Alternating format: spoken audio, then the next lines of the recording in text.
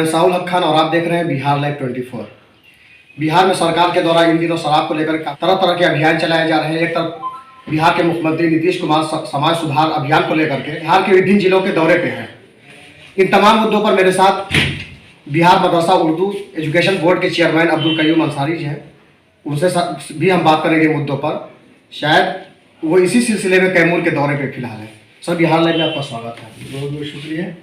ऐसा है कि अभी जनाब नीतीश कुमार वगैरह बिहार में शराबबंदी कानून लागू किया उन्होंने और 16 नवंबर से लगातार पूरे बिहार में तमाम पदाधिकारी डीएम एसपी और मिनिस्टर के साथ मीटिंग करके इस कानून को सख्ती से लागू करने का फैसला किया। दूसरी तरफ उनका मंशा है कि हम आवाम को बेदार करके हम इस कानून को लागू कर सकते हैं।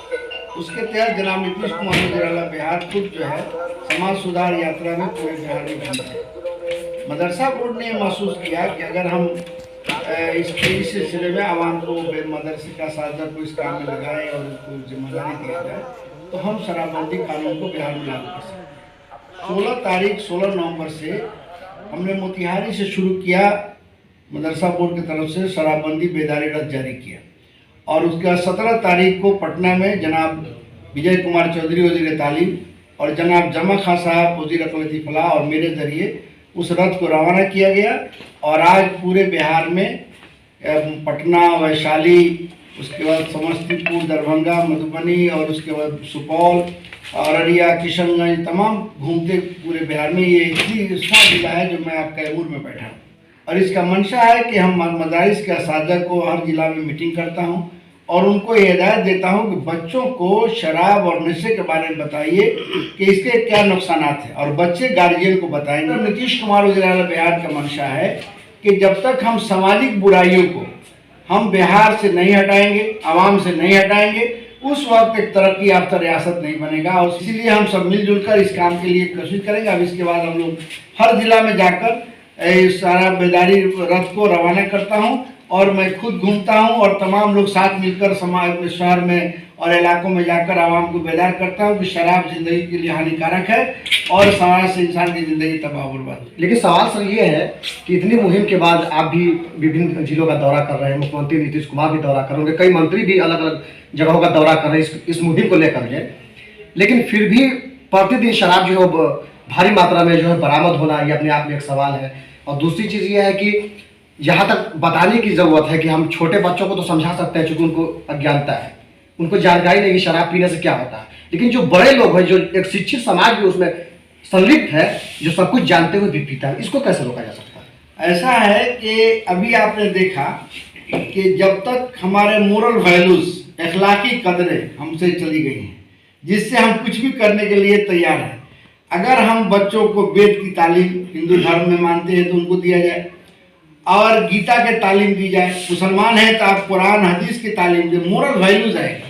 तो हम तो किताब साइंस पढ़ा दे रहे हैं, मैथ पढ़ा दे रहे हैं, इंसान को अखलाकी कदरों का इल्म नहीं है। एक अच्छी ज़िंदगी हम अगर शराब पिएंगे आवाम क्या कहेंगे, लोगों के यहाँ हमारी कदर घट जाएगी, ये वैल्यू खत्म है। और जो वैल्यू खत्म है, अखलाकी कदरें, तो कुछ भी करने के लिए तैयार है तमाम को। आप कह रहे हैं कि शिक्षित समाज, जो लोग शराब पी रहे हैं वो शिक्षित नहीं है, उनको पता नहीं है कि उनकी जिंदगी खत्म हो जाएगी। कितनी अजीज जिंदगी, बताना पड़ेगा। एक होता है इल्म, दूसरा आता है एहसास। इल्म तो हमने ले लिया लेकिन वो एहसास नहीं हुआ कि इस इल्म का फायदा कैसे पहुंचाए। इकबाल का एक शेर है, वो काबी रूह जब बेदार होती है जवानों में, नजर आती है उसको अपनी मंजिल आसमानों में। मदरसा के जो बच्चे हैं जो याफ्ता करते हैं, तालीम हासिल करने के बजाय वो ज़्यादातर स्कूल लाइन में ज़्यादा जाने की कोशिश कर रहे हैं।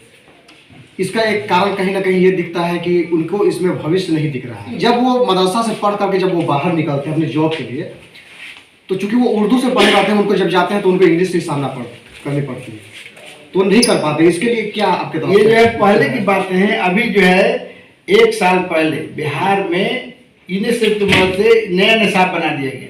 मिनिमम पूरी किताबें तक SCERT की पूरी बुक मौजूद है मदरसों में और 9th and 12th फौकानिया मौलवी NCERT बुक है।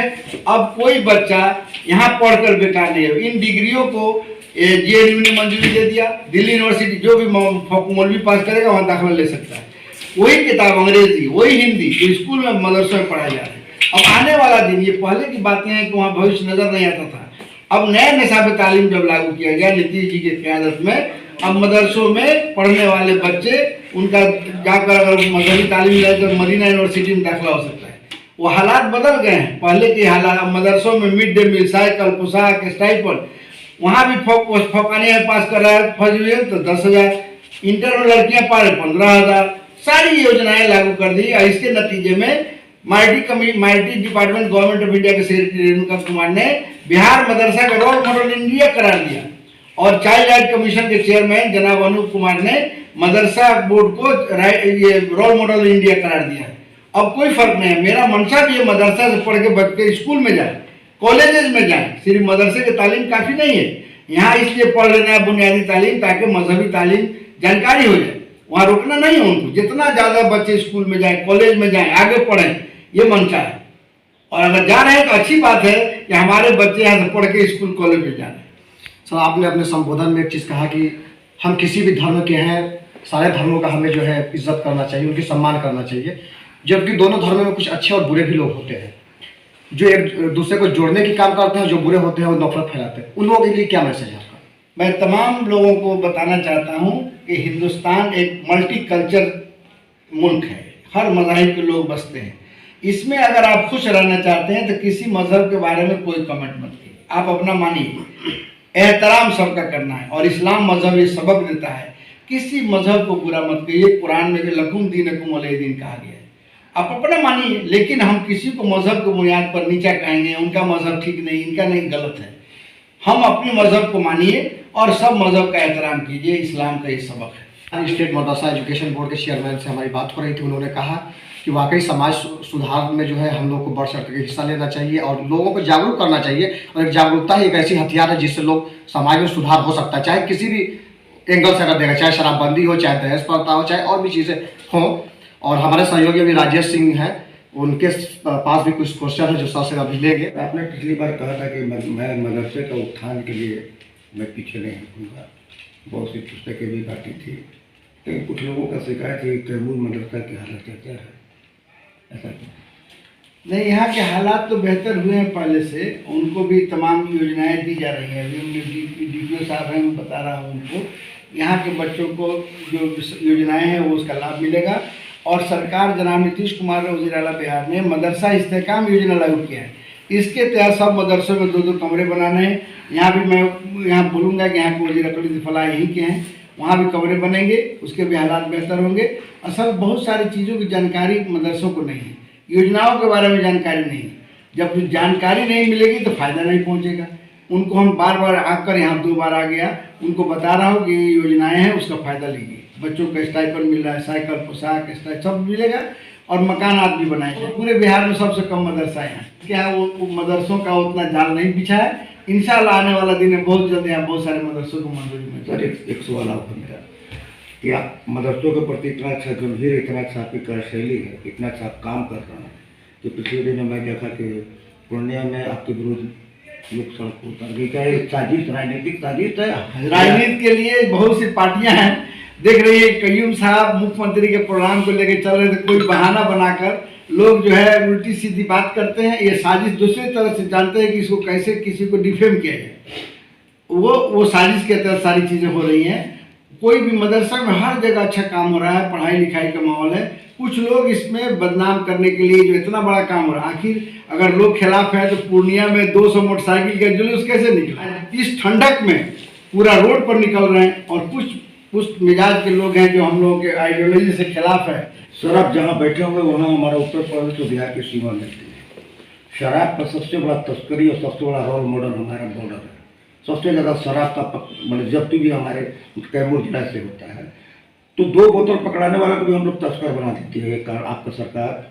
और जो शराब से जो भर कर जो ट्रकें आती हैं उसमें ड्राइवर खलासी केवल अरेस्ट हो जाते हैं, लेकिन शराब कहाँ तक पहुँचा, किसके पास जाना था, वहाँ तक आपकी सरकार नहीं पहुँच पाती है।